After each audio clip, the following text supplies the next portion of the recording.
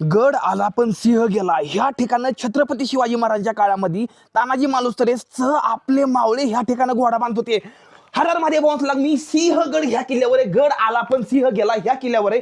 भाऊ ह्या किल्ल्याला आधी कोंढाणा किल्ला असला असं म्हणलं होतं, पण ही बघा तुम्ही ह्या ठिकाणी बघा. तुम्हाला सांगतो मी, छत्रपती शिवाजी महाराजांच्या काळामध्ये ह्या ठिकाणी घोडं बांधण्यात आलं होतं. ह्या इथं हम कसा बांध ह्या ठिकाणी बांधलं असेल. त्यानंतर तुम्हाला अजून एक जागा दाखवतो त्या ठिकाणी.